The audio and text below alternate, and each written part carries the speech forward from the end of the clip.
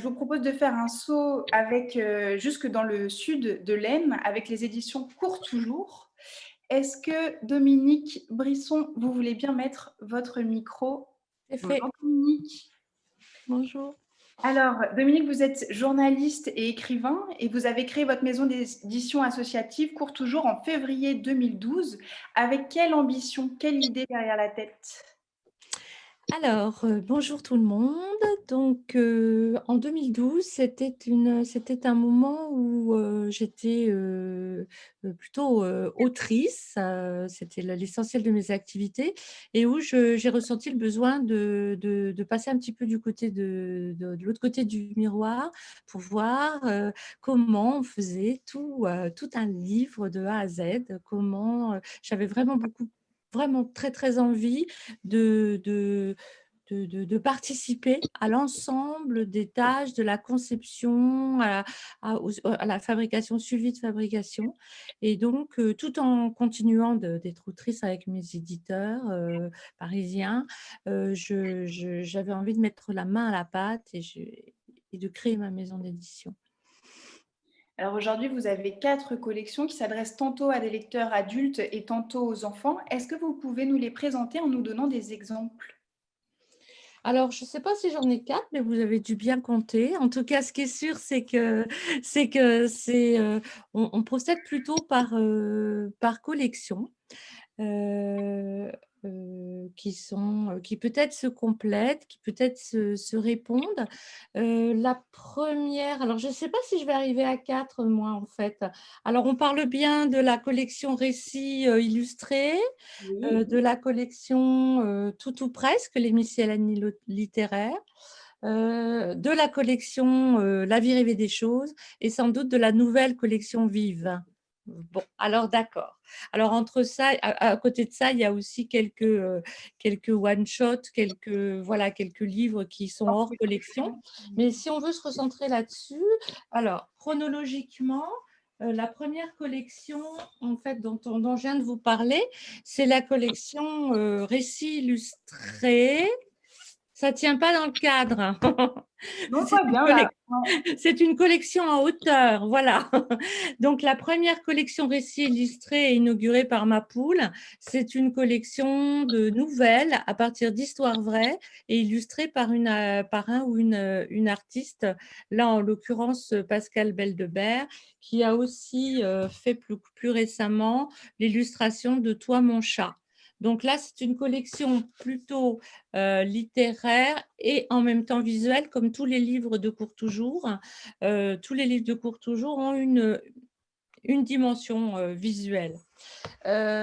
Ensuite, toujours chronologiquement, on a créé une collection qui s'appelle Tout ou presque, qui est une collection de miscellanées qui a été inaugurée par La Fontaine. Là, voilà, là, c'est bien dans le cadre. Voilà. Alors là, on Donc, arrive dans le patrimoine puisque c'est vraiment un géant du patrimoine français. Alors, la première collection est aussi patrimoniale dans ma définition du patrimoine, on y reviendra peut-être. Mais effectivement, là, on est plus frontalement dans le patrimoine littéraire, de grands écrivains, des géants de la littérature, des écrivains, morts, hein, mais qui sont restés dans la postérité.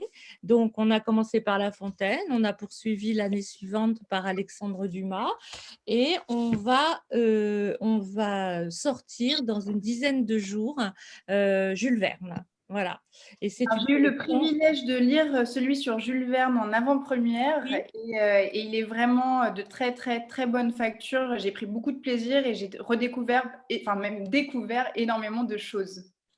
Oui, c'est un petit peu le but en fait, c'est une sorte, ce sont des miscellanées donc le contenu est fragmenté comme ça en plein de niveaux, de plein de petits articles ou d'archives ou de visuels qui permettent, de donner comme ça une image, au bout du compte assez complète, de chaque écrivain tout en ayant une lecture, plaisir, une lecture aventureuse, une lecture, exploratrice. C'est Alors extrêmement pour faire accessible, pardon? c'est extrêmement accessible. Oui, c'est ça. L'idée, c'est que bien que le contenu soit sérieux et dense, effectivement, ça donne envie de lire et à partir de finalement du collège jusque c'est une collection adulte, hein, mais ça peut, voilà, s'adapter à toutes sortes d'envies, de cultures en fonction du temps dont on dispose. C'est le voilà, c'est l'avantage des miscellanées. Alors, une autre collection qui en fait, je me suis trompée chronologiquement, c'était la 2e, c'est une collection, de romans. Voilà, donc c'est la collection «La vie rêvée des choses».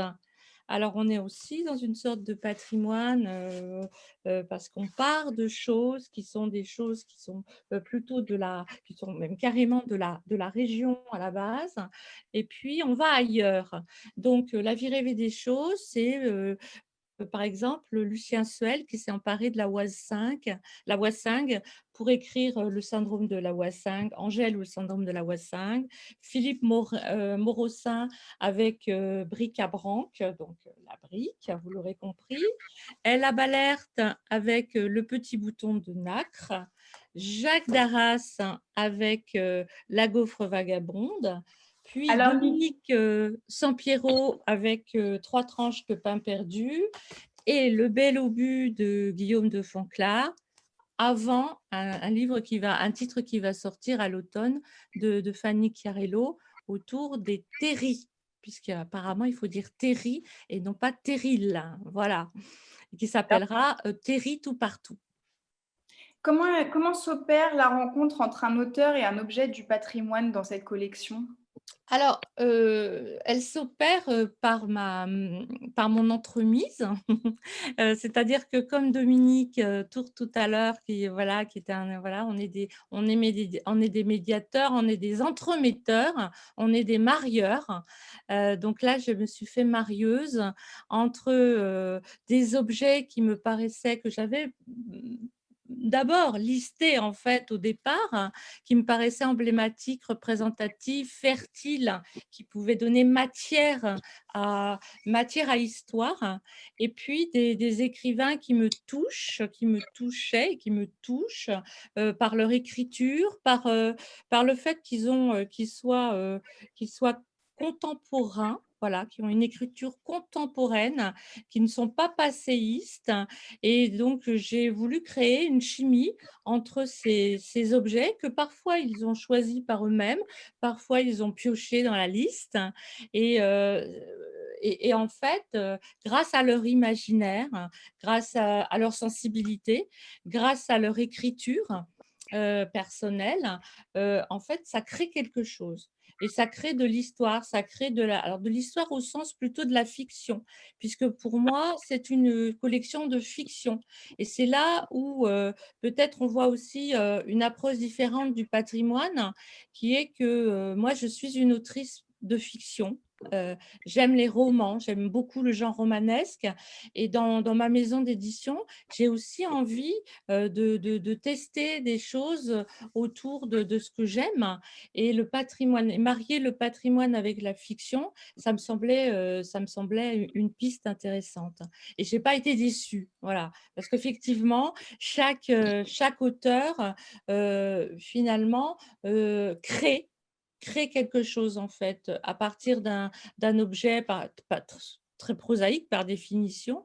Il crée quelque chose, il crée, de la poésie, il crée de l'histoire, il crée de la sensibilité, il crée de l'émotion. C'était ça l'optique de La vie rêvée des choses. C'est une question qu'on se posait, avec, Dominique Tourte. Comment faire en sorte que les habitants d'une région, se sentent autorisés à s'emparer de leur patrimoine pour, pourquoi pas, en faire autre chose? Oui, alors justement, la question du patrimoine, moi, je ne l'aborde pas forcément frontalement.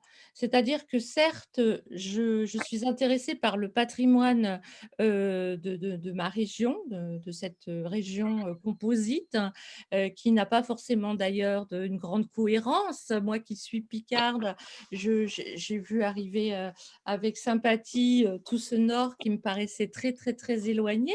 Donc trouver, une cohérence dans l'idée de la région était pas évidente et était pas mon objectif, hein. Ce qui m'intéressait moi, ce qui m'intéresse dans le patrimoine, c'est également le fait que ça crée que ça fasse œuvre en fait, qu'il y ait une chimie qui se crée entre le patrimoine et les auteurs et les lecteurs, et que ça crée quelque chose de nouveau et que ça crée de l'émotion. En fait, je suis au moins aussi intéressée par le patrimoine de la région pour le coup, puisque j'y habite et je l'aime, mais je suis aussi intéressée par ce que ça crée. Parce que ce qui m'intéresse, c'est de voir ce qui va faire œuvre, en fait. C'est-à-dire que le patrimoine se transforme en littérature, où le patrimoine se transforme en quelque chose qui est plus intime. Voilà. C'est en fait, je rapproche le patrimoine de l'intimité. Et c'est pour ça que cette première collection dont je vous parlais tout à l'heure, avec ma poule, Nos jardins secrets, par exemple, qui est je l'ai pas sous les yeux, si je l'ai, il est tout, voilà, il est un petit peu, je m'en sers pour faire des lectures, donc on voit les post-it. Mais voilà, pourquoi pour moi, Nos jardins secrets, c'est aussi du patrimoine? Mais c'est parce que en fait, c'est un patrimoine au sens très élargi, c'est le patrimoine humain, c'est-à-dire c'est ce qu'on a en tête, c'est-à-dire c'est ce qui nous a bâtis, c'est ce qui nous a construit. Et en fait, je m'intéresse autant aux paysages qu'aux artefacts, qu'aux émotions. Et en fait, si un jardin crée quelque chose en nous, c'est notre patrimoine. Et je m'intéresse à ce que les gens en disent. Et je fais, et avec ce qu'ils en disent, on crée, un, on crée de la littérature, ou en tout cas, on essaye. C'est une très, très jolie idée. Et alors, pour chaque livre, vous travaillez autant sur le fond que sur la forme. Est-ce que vous pourriez nous dire, par exemple, comment vous avez travaillé pour revisiter La Fontaine dans une nouveauté que vous co-signez? Ah oui, et j'ai oublié de vous le présenter, c'est donc la quatrième collection en La fait. quatrième C'est collection. la quatrième collection, c'est la collection Vive. Alors, vive parce que vive La Fontaine, parce que bientôt vive Jules Verne, parce que c'est une collection pour les enfants, là pour le coup, la première, hein, la seule. En fait, je voulais pas mélanger les genres au départ, puisque comme je suis une autrice jeunesse, voilà, je considérais que ma maison d'édition devait peut-être plutôt, ce serait plus simple pour moi que cette maison d'édition soit plutôt consacrée, enfin dédiée aux adultes. Et puis j'ai craqué avec La Fontaine et je me suis retrouvée à imaginer une sorte de biographie, parce que c'est une biographie. On parle toujours de La Fontaine avec les fables et pour cause, mais finalement, je me disais que pour les enfants, l'angle serait plutôt l'angle humain, hein, là encore. Et donc, j'ai essayé avec ma co-autrice Géraldine Doulbeau, qui est la directrice de la médiathèque de Château-Thierry. Donc, on a essayé toutes les deux de trouver des angles qui soient plus familiers pour les enfants. Comment La Fontaine s'habillait-il, qu'est-ce qu'il mangeait, quelles étaient ses amoureuses, etc. Mais pour aussi amener à l'œuvre. C'est-à-dire que grâce à l'angle plutôt humain, on aborde aussi son côté écrivain et pas seulement fabuliste. Et on essaie de regarder, puisque c'est un livre qui est aussi patrimonial au sens où on ne se base que sur de l'archive, c'est-à-dire des documents. On n'a pas essayé de faire dessiner, et pourtant, avec le bestiaire, on aurait pu, mais des petits lapins ou des renards ou des loups, on a plutôt essayé de valoriser des gravures, des aquarelles, des tableaux qui font partie du patrimoine, en l'occurrence de la bibliothèque et du musée Jean de La Fontaine. Donc voilà, on a voulu faire un travail à la fois de mémoire, de documents, et donc de sensibilisation des enfants aux documents, mine de rien, sans qu'ils s'en aperçoivent. on arrive à leur faire manger des documents qui sont très anciens, mais de façon ludique et avec un petit peu de couleur et de fantaisie. Et du coup, je ne sais pas si j'ai répondu à votre question que j'ai complètement oubliée.